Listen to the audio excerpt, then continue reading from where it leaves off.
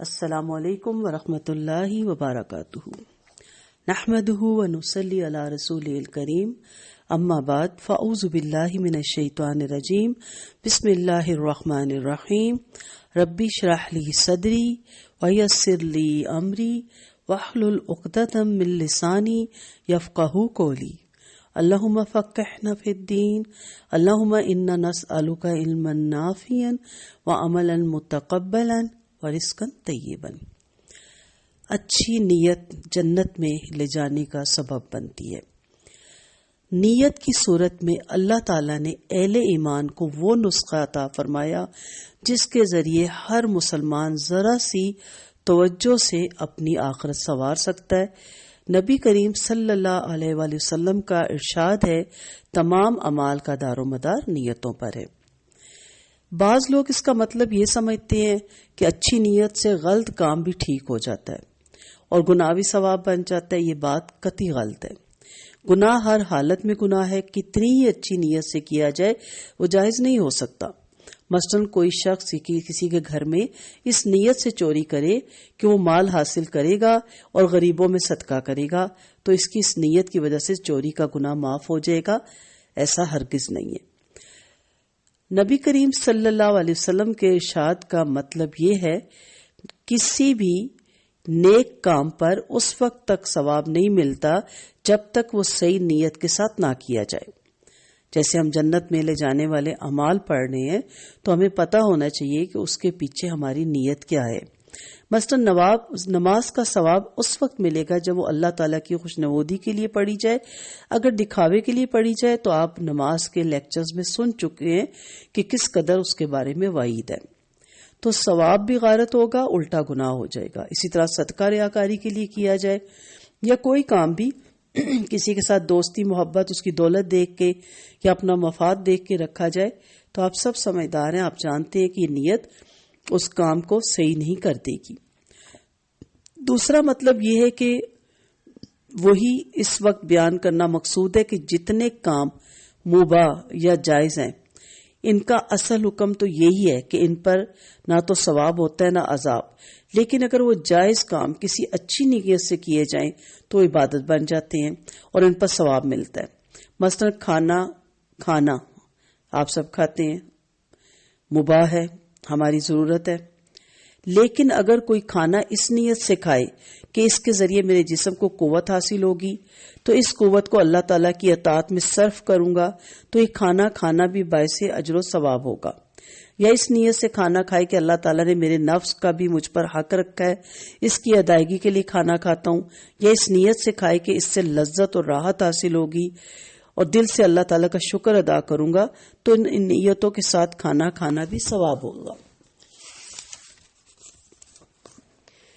غرض زندگی کا کوئی مباح کام ہو جس کو اچھی نیت کر کے عبادت اور موجب ثواب بنایا جا سکتا ہے۔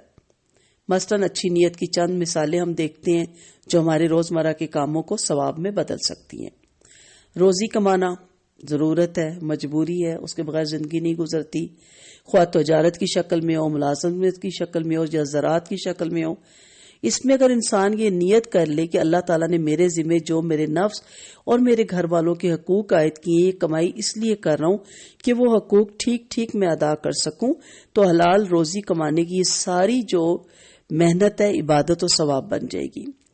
پھر اس میں اگر یہ نیت بھی کر لے کہ اپنی آمدنی کو اپنے اور اپنے گھر والوں کی ضرورت پر خرچ کرنے کے بعد جو کچھ بچے گا میں اس سے غریبوں کی بھی مدد کروں گا اور دوسرے نیک کاموں پہ بھی خرچ کروں گا، تو پھر تو یہ سونے پہ سہاگا ہو جائے گا، یعنی مزید ثواب بڑھ جائے گا۔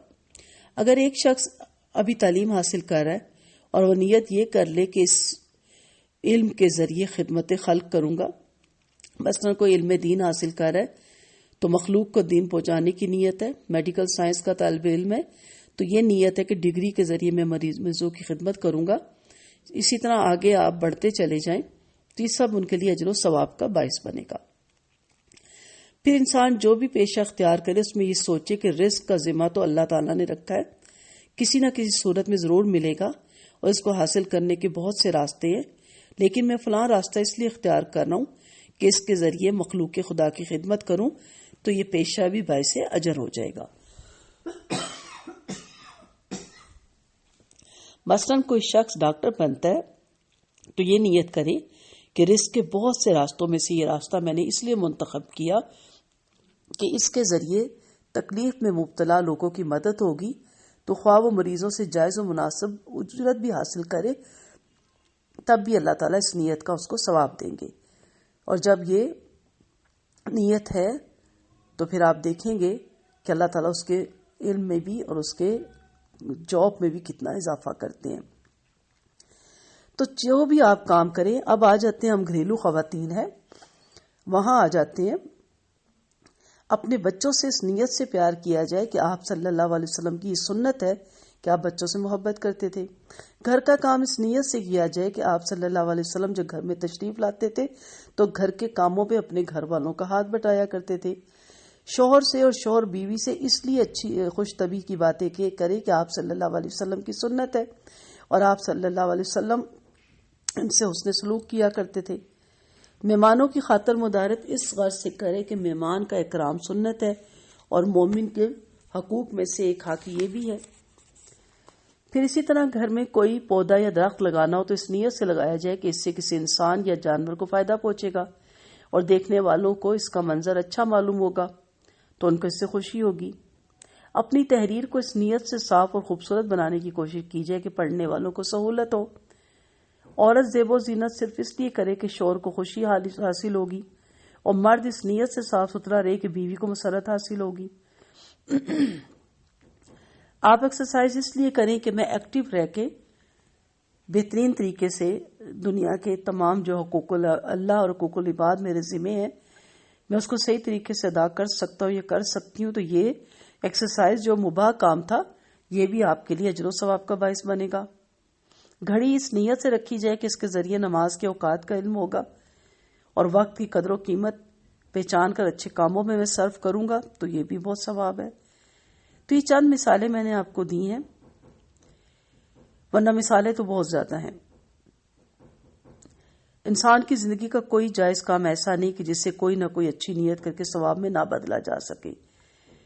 یہاں تک کہ میاں بیوی آپس میں ایک دوسرے سے اگر اس نیت سے اخلاق سے پیش آتے ہیں کہ ہمارا ایک دوسرے پہ حق ہے تو اس کا بھی اجر و ثواب لکھا جاتا ہے۔ تو سب سے ضروری چیز ہے اچھی نیت۔ اچھی نیت جنت میں لے جانے کا سبب بنتی ہے۔ ریاکاری سے بچیں، اپنے ہر عمل کو ریاکاری سے بچائیں اور ہر کام نیکی کے کسی کام کو ہاتھ سے نہ جانے دیں، یہی سوچ کے کہ یہ نیکی کا کام مجھے جنت میں لے جانے کا سبب بنے گا۔ آپ کا کسی کو کسی کی سفارش کر دینا جائز، کسی کے لیے فون کال کروا دینا، کسی کو کسی کا میسج پہنچا دینا، یہ ساری جنت میں لے جانے والے اعمال ہیں۔ کتنے بھی ہم اعمال پڑھ لیں، اور کافی دنوں سے ہم جنت میں لے جانے والے اعمال پڑھ رہے ہیں، لیکن اگر ان کے ساتھ نیت آپ کی خالص نہیں ہوگی تو وہ جنت میں لے جانے کا سبب نہیں بنیں گے۔